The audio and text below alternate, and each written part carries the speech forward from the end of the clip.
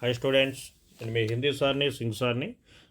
మన పీడిఎన్ఎస్ హిందీ ఛానల్ 10వ తరగతి విద్యార్థుల కోసం పర్వత ప్రదేశ్ మే పావస్ అనే పాఠం, హిందీ సబ్జెక్ట్ నుండి పర్వత ప్రదేశ్ మే పావస్ అనే పాఠం నుండి ప్రశ్న జవాబుల్ని కా భాగం నుండి ప్రశ్నలు ఉన్నాయి కదా, ఆ ప్రశ్నలన్నిటికి కూడా మనకి పబ్లిక్ పరీక్షల్లో 4కి 4 మార్కులు పడే విధంగా జవాబుల్ని తయారు చేసి మీకోసం ప్రతి పదాన్ని కూడా తెలుగులో ఎక్స్ప్లెయిన్ చేస్తూ మీకు అర్థమయ్యే విధంగా మీ ముందు ఉంచడానికి ఈ వీడియోని తీసుకురావడం జరిగింది నాన్న.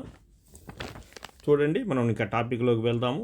మొత్తం కూడా 7 ప్రశ్నలు ఉన్నాయి. 7 ప్రశ్నలకి ప్రతి ప్రశ్నకి జవాబునివ్వడం ఇక్కడ జరిగింది.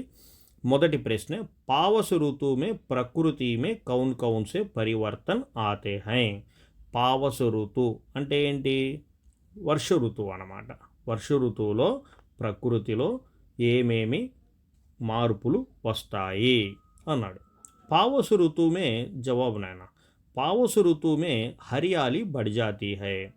పావస్ ఋతు అంటే వర్ష ఋతువులో పచ్చదనం బాగా గ్రీనరీ పెరిగిపోతుంది. రంగు బిరంగే ఫూల్ ఖిల్తే హై. కలర్ఫుల్ ఫ్లవర్స్, రంగురంగుల పువ్వులు వికసిస్తాయి. పల్ పల్ మే ప్రకృతి అపనా రూపు బదల్తీ హై. పల్ పల్ మే అంటే ఏంటి? ప్రతి క్షణం కూడా ప్రకృతి తన రూపాన్ని మార్చుకుంటూ ఉంటుంది. కభీ వర్షతో కభీ తేజ్ ధూప్ నికలాతీ హై. ఉన్నట్టుండి వాన వస్తుంది, ఉన్నట్టుండి ఎక్కువ ఎండ వచ్చేస్తూ ఉంటుంది. పర్వత్ కే నీచే తాలాబు స్వచ్ఛ దర్పణ్ సా దిక్తా హై. పర్వతం కింద ఒక చెరువు ఉంటుందన్నమాట, లేకపోతే ఒక నది ఉంటుంది. అది ఎలా ఉంటుందిరా అంటే స్వచ్ఛ దర్పణ్ సా దిక్తా హై, స్వచ్ఛమైన అద్దంలాగా కనిపిస్తూ ఉంటుంది. కాలే బాదల్ ఛాకర్ పర్వత శ్రేణియోంకో ఢక్ లేతే హై. నల్లని మేఘాలు కమ్ముకొని ఈ పర్వతాలన్నిటినీ కూడా అవి మంచుతో కప్పేస్తాయి. ఢక్ లేతే హై అంటే కప్పేస్తాయి అన్నమాట. నిర్ఝర్కి ధ్వని స్వమాతృ సునాయి దేతా హై. నిర్ఝర్కి ధ్వని అంటే ఈ జలపాతాలు పారుతూ ఉంటాయి కదా, జలపాతాలు కనిపించవు, కానీ ధ్వని స్వమాతృ సునాయి దేతా హే, శబ్దం మాత్రమే వినిపిస్తూ ఉంటుంది. ఎందుకంటే మంచుతో కప్పబడిపోయి ఉంది కాబట్టి జలపాతాలు కనిపించవు, శబ్దం మాత్రమే, అవి పారుతున్న శబ్దం మాత్రమే వినిపిస్తూ ఉంటుంది. ఇది 1వ ప్రశ్నకి జవాబు నాయన. 2వ ప్రశ్న, మేఖలాకర్ శబ్ద కా क्या अर्थ है, कवि ने इस शब्द का प्रयोग यहाँ क्यों किया है. మేఖలాకర్ అని ఒక వర్డ్ వచ్చింది. ఆ వర్డ్ శబ్ద అంటే వర్డ్, దానికి ఏంటి అర్థం, కవి గారు ఈ పదాన్ని ఇక్కడ ఎందుకు ప్రయోగం చేశారు? జవాబు, మేఖలాకర్ కా అర్థ హై ఖర్గనీకే ఆకారు వాలా. మేఖలాకర్ అనే వర్డ్కి అర్థం ఏంటంటే ఖర్గని. ఖర్గని అంటే మొలతాడు, మొలతాడు ఆకారాన్ని కలిగి ఉండేది. అంటే ఇక్కడ మొలతాడు అంటే మొలతాడు అనేది తీసుకోవాల్సిన అవసరం ఏమీ లేదు, ఒడ్డాణం అని కూడా తీసుకోవచ్చు అన్నమాట. पर्वत श्रृंखलाओं के लिए మేఖలాకర్ శబ్ద కా ప్రయోగ్ కియా గయా హై. పర్వత శృంఖలావం అంటే పర్వత శ్రేణులు, ఒకటి పక్కనే పర్వతాలు ఉంటాయి కదా, ఆ పర్వతాలన్నింటి కొరకు ఇక్కడ మేఖలాకర్ అనే పదాన్ని ప్రయోగం చేయడం జరిగింది. పర్వత శ్రేణియా దూర్ దూర్ తక్ ఫైలీ హుయి హై. ఈ పర్వత శ్రేణులు చాలా దూరం దాకా కూడా వ్యాపించి ఉంటాయన్నమాట. कवि ने इस शब्द का प्रयोग पहाड़ की विशालता तथा फैलाव को दिखाने के लिए किया है.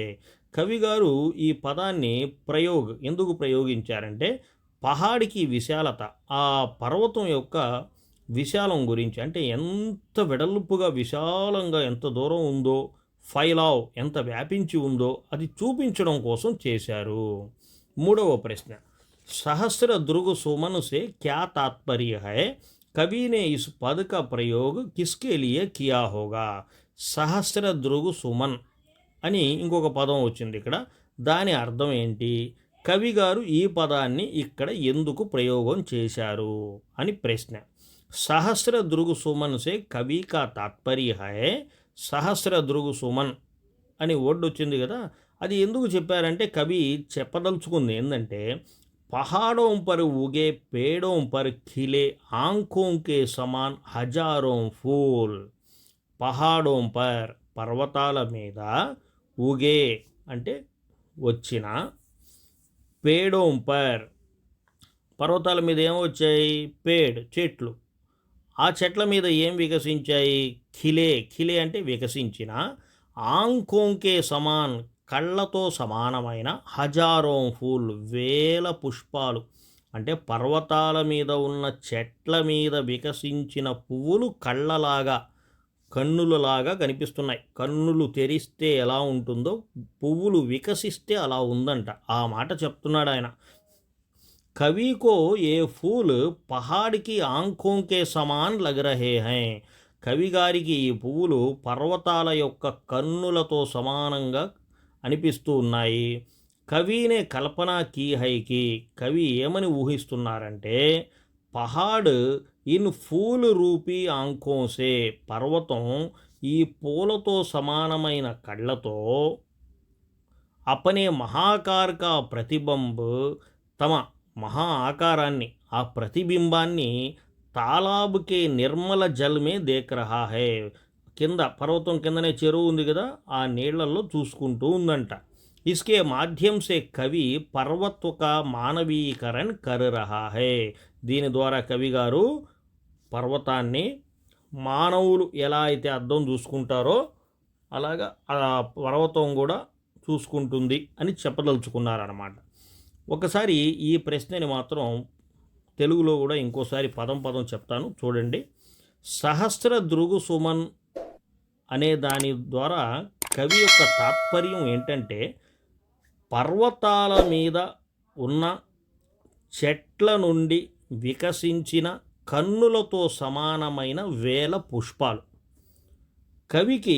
కవిగారికి ఈ పూలు పర్వతాల యొక్క కన్నులతో సమానంగా అనిపిస్తూ ఉన్నాయి. కవి ఏమని ఊహిస్తున్నారంటే, పర్వతాలు ఈ పూల రూపంలో ఉన్న కళ్ళతో తమ ఆకారం యొక్క ప్రతిబింబాన్ని చెరువులో, ఆ చెరువులోని నిర్మలమైన ఆ నీటిలో చూసుకుంటూ ఉన్నాయి అని అంటున్నాడు. వీటి ద్వారా కవి పర్వతాన్ని కూడా ఒక మానవుడిగా మానవీకరణ ఇచ్చి చూపిస్తున్నారు అన్నమాట. 4వ ప్రశ్న, కవి నే తాలాబ్ కి సమానత కిస్కే సాత్ దిఖాయి హై ఔర్ క్యూ, కవి గారు ఆ చెరువుని, అంటే పర్వతం కింద ఉంది కదా, అది నది కావచ్చు చెరువు కావచ్చు, దానిని దేనితో సమానంగా చూపించారు, ఎందుకు అలా కంపేర్ చేశారు? కవి నే తాలాబ్ కి సమానత దర్పణ్ కే సాత్ దిఖాయి హై, కవి గారు తాలాబ్ అంటే చెరువు, ఆ చెరువుని దర్పణ్ కే సాత్ అంటే అద్దం, మిర్రర్తో సమానంగా చూపించడం జరిగింది. క్యూంకి ఎందుకంటే, పర్వత్ కే నీచే తాలాబ్ మే జల్ భరా హువా థా, పర్వతం కింద చెరువులో నీళ్లు నిండుగా ఉన్నాయి. వహ్ జల్ అత్యంత స్వచ్ఛ ఔర్ నిర్మల్ థా, ఆ నీళ్ళు ఎలా ఉన్నాయి? చాలా స్వచ్ఛంగా ఉన్నాయి, నిర్మలంగా ఉన్నాయి. జిస్ ప్రకార్ దర్పణ్ మే కిసీ కా భీ చెహరా దిఖాయి దేతా హై, ఏ విధంగా అయితే అద్దంలో ఎవరు చూసుకున్నా కూడా వాళ్ళ ముఖం కనిపిస్తుందో, ఠీక్ ఉసీ ప్రకార్, కరెక్ట్గా అదే విధంగా, యహా తాలాబ్ మే ఊంచే ఊంచే పర్వతం కే ప్రతిబింబ్ సాఫ్ దిఖాయి దే రహే హై, ఇక్కడ చెరువులో కూడా పెద్ద పెద్ద ఎత్తైన పర్వతాల యొక్క ప్రతిబింబము కూడా క్లియర్గా కనిపిస్తూ ఉంది అని చెప్తున్నారు కవిగారు. 5వ ప్రశ్న చూడండి ఆయన, पर्वत के हृदय से उठकर ऊंचे ऊंचे वृक्ष आकाश की ओर क्यों देख रहे थे और वे किस बात को प्रतिबिंबित करते हैं, పర్వతాల హృదయం నుండి లేచి ఎత్తైన ఈ వృక్షాలు ఆకాశం వైపు ఎందుకు చూస్తున్నాయి, మరియు ఇవి ఏ విషయాన్ని తెలియజేస్తున్నాయి అనేది ప్రశ్న. జవాబు, పర్వత్ కే హృదయ సే ఉఠకర్ ఊంచే ఊంచే వృక్ష ఆకాశ్ కి ఓర్ దేక్ రహే థే, పర్వతం హృదయం నుండి లేచి ఈ ఎత్తైన వృక్షాలు ఆకాశం వైపు చూస్తున్నాయి.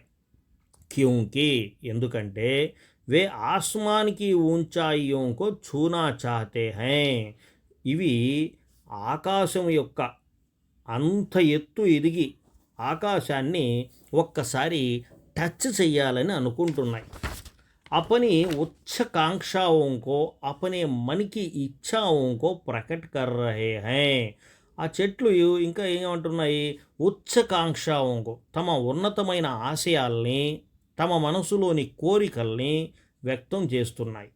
పేడోంకి ఇసు భావనాకే ద్వారా చెట్ల యొక్క ఆ భావం, ఆ ఫీలింగ్ ద్వారా ఏమవుతుంది, కవి మానవుకే ఊంచాయికి ఓర్ బడినేకి ప్రవృత్తికో దిఖానా చాతా హై.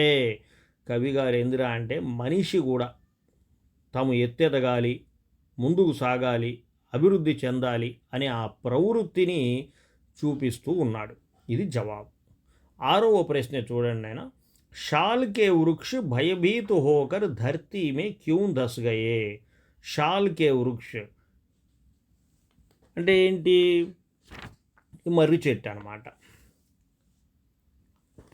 ఈ మర్రి చెట్లు భయపడిపోయి భూమిలోకి ఎందుకు ధస్గయ్యే, లోపలికి వెళ్ళిపోయినాయి అనేది ప్రశ్న. జవాబు, పావసు ఋతువుతి వర్ష ఋతువు, పర్వత ప్రదేశత పర్వత ప్రాంతం అది. వహాం పర్ బడే బడే శాల వృక్షతే, ఆ పర్వతాల మీద పెద్ద పెద్ద మర్రి చెట్లున్నాయి. అచానక్ ముసలధారు వర్ష హోనేకే కారణ్, ఉన్నట్టుండి భారీ వర్షం పడడం కారణంగా ఐసా లగ్ రహా థా కి, ఇలా అనిపిస్తుంది. ఎలా అంటే ఆస్మాన్ జమీన్ పర్ టూట్ పడా హో, అంత భారీ వర్షం పడేటప్పటికి ఆకాశం ముక్కలుగా అయిపోయి భూమి మీద పడిపోయింది. ధువా ఛాజానేసే కుచ్ భీ నజర్ నహీ ఆ రహా తా, అంత ఎత్తు నుంచి ఆకాశం ముక్కలే కింద పడేటప్పటికి ఏమైంది, పొగ వచ్చిందనమాట. ధువా ధువా అంటే పొగ.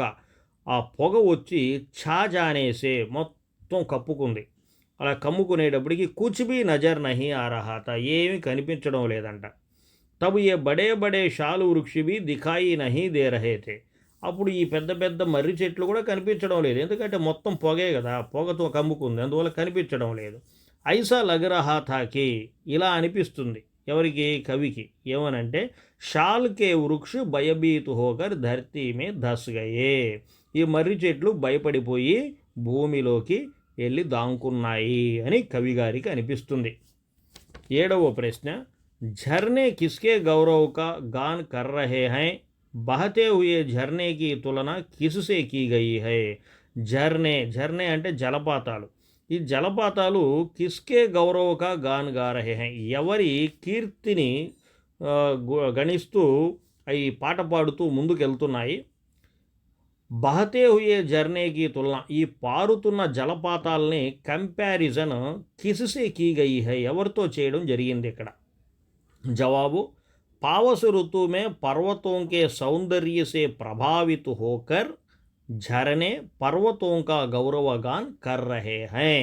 పావస ఋతువుమే, ఈ వర్ష ఋతువులో పర్వతాల యొక్క అందచందాలకి అట్రాక్ట్ అయ్యి, ఏంది, వర్ష ఋతువులో పర్వతాల యొక్క అందచందాలకి ప్రభావితం అయ్యి ఎవరు, झरने జలపాతాలు, పర్వతోంకా గౌరవగాన్ కర్ రహే హై, పర్వతాల కీర్తిని పాటగా పాడుతూ ఉన్నాయి. ఏ ఝర్నే తేజ్ గతిసే బహ రహే హై, ఈ జలపాతాలు చాలా వేగంగా పారుతూ ఉన్నాయి. ఇన్కి ధ్వని హమే బహుత్ ఉత్తేజిత్ కర్తీ హై, ఆ ధ్వని ఎలా ఉందంటే సౌండ్, ఆ పారుతున్న శబ్దం మనందరినీ కూడా ప్రేరేపిస్తూ ఉంది, ఉత్తేజితం చేస్తూ ఉంది.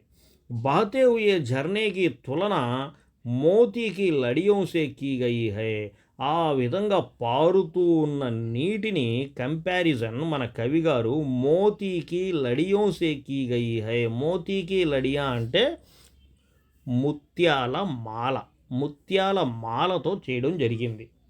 ముత్యాలు తెల్లగా ఉంటాయి కదా, ఆ ముత్యాల మాలతో చేయడం జరిగింది. झरने బహతే పానీకి బూందే మోతీ కి లడియోం కే సమాన్ లగతీ హై. ఝర్నేకే, ఝర్నా అంటే ఏంది, జలపాతాలు. బహతే పానీకి బూందే, ఆ జలపాతాలు పారుతూ ఉంటే ఆ నీటి చుక్కలు మోతీకి లడియోంకే సమాన్ లగతీ హై, ముత్యాల మాలతో సమానంగా కనిపిస్తూ ఉన్నాయంట.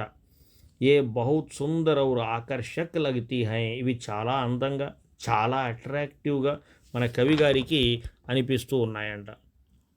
ఇది నాన్న మీ అందరికీ ఈ పర్వత ప్రదేశమే పావస్ అనే ఈ పాఠంలో ఈ 7 ప్రశ్నలు మీకు అర్థమయ్యాయని అనుకుంటూ ఉన్నాను.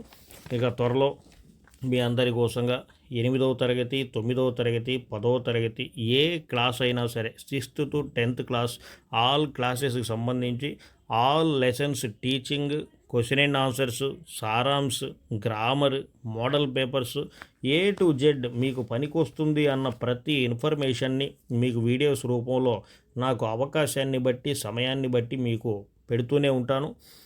మీ అందరికీ మంచి మార్కులు రావడానికి నిత్యం కృషి చేస్తూనే ఉంటాను. ఇలాగే ఇంకా మంచి మంచి వీడియోలు మీరు కావాలని అనుకుంటే మన ఛానల్ పేరు PDNS హిందీ. సబ్స్క్రైబ్ చేయండి, లైక్ చేయండి, షేర్ చేయండి. నేను మీ హిందీ సార్ని, సింగ్ సార్.